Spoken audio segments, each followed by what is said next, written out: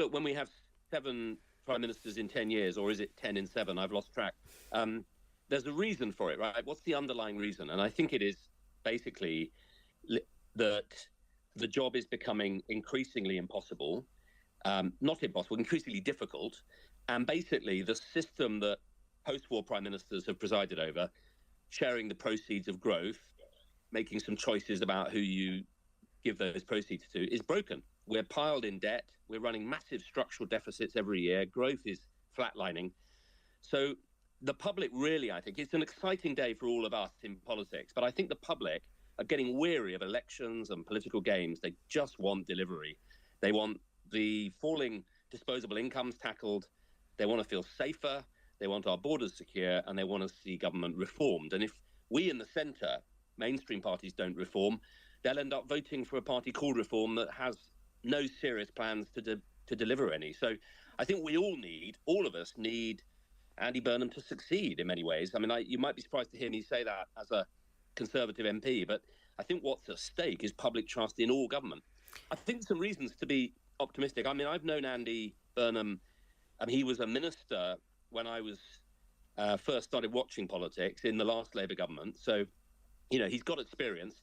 He's been a very effective mayor. And I think that as a devolutionist, as somebody who supports the mayors, I think it's a good start, good training ground, because to be a mayor, you are fundamentally interested in place, interested in the pathway of everybody in your place.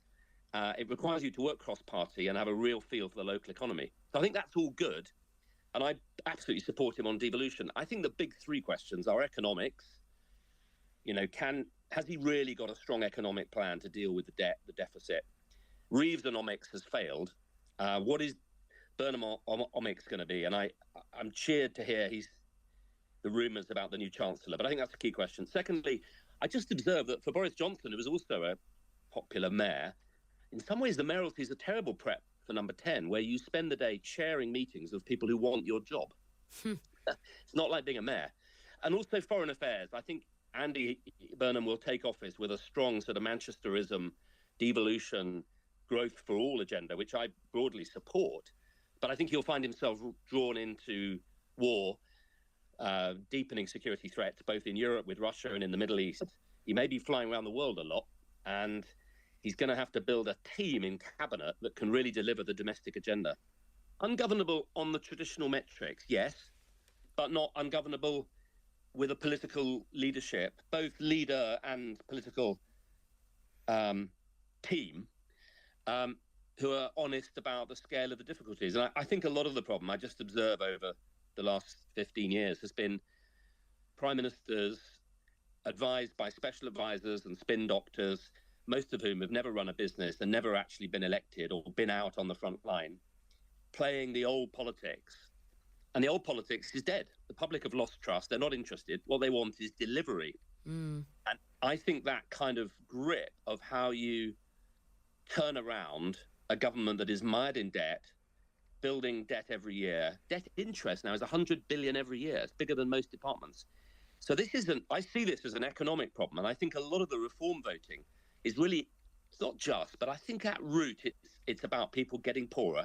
And the harder they work and the poorer they get, the more angry they get. The contract between hardworking citizen, taxpayer, and government is broken. And that, I think, is one of the reasons you get a lot of anger about welfare, a lot of anger about migrants. People feel like, I'm working really hard and I'm getting poorer. And they assume that somebody else must be getting richer.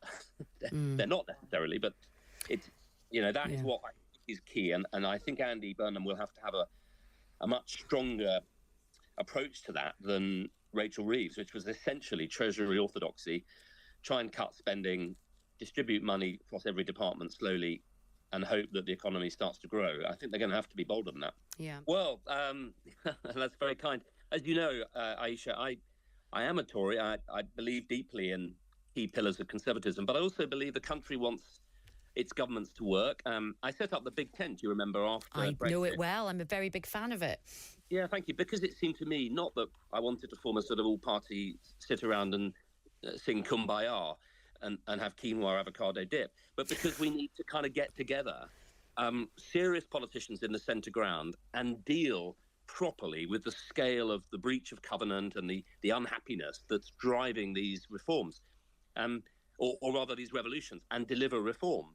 And I think there's some serious things that we need to get together on. Okay. There are things we disagree on, and that's fine too. But I think the public have got fed up with Yarbu, and they want the political class to actually deliver. Yeah. I think the water companies they're different. I have Anglia Water in my patch, but it's not working. The privatised water utilities are not working. Now, this is a difficult issue for the Conservatives because we led the privatisation back in the 80s. And I'm so old, I remember why and what the principles were.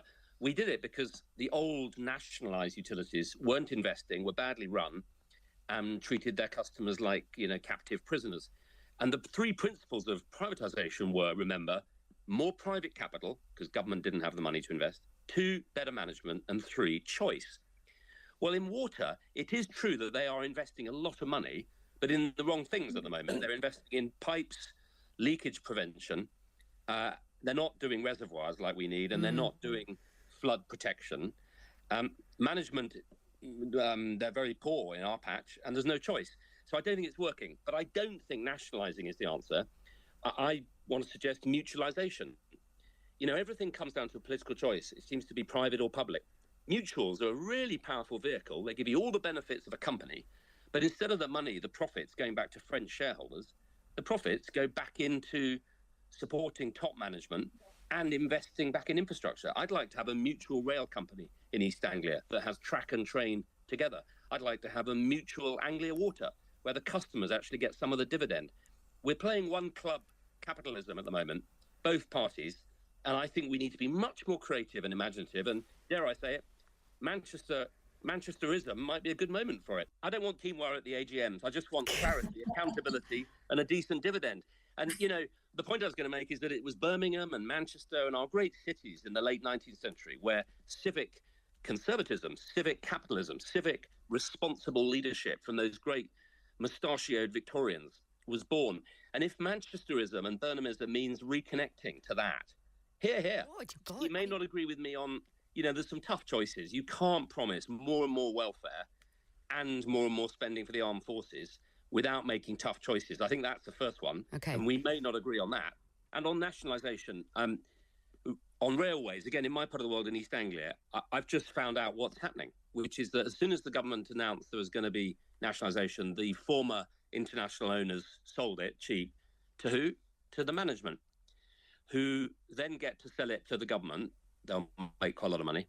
And the government has then said, we don't know how to run it, so we'll pay you a very, very generous consulting fee to tell us how to manage it. And where there used to be, I think it was 50, 60 people running it, there are now 500 in government. And they don't know how to run a railway. It's not going to work.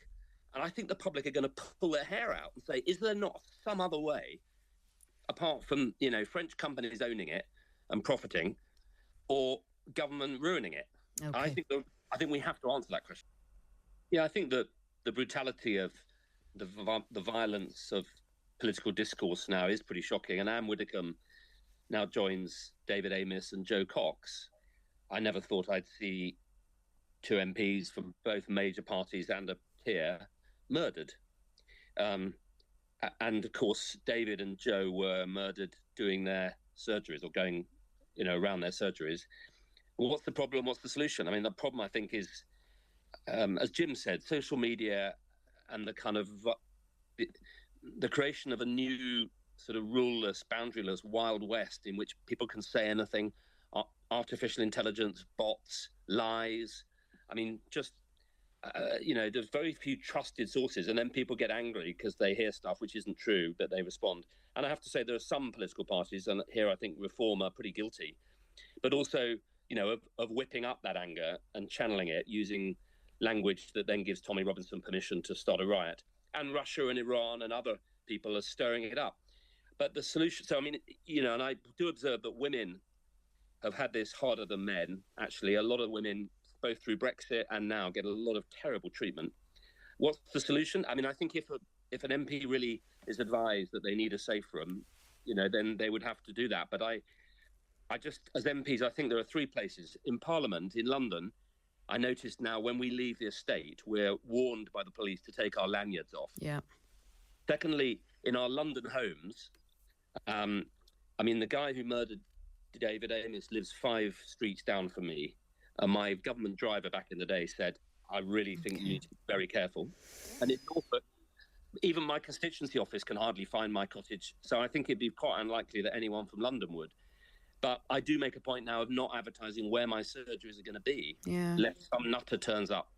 So I think we've got to be prudent. But the real challenge is to change the culture of our politics. And I think if politics can work better, anger will subside.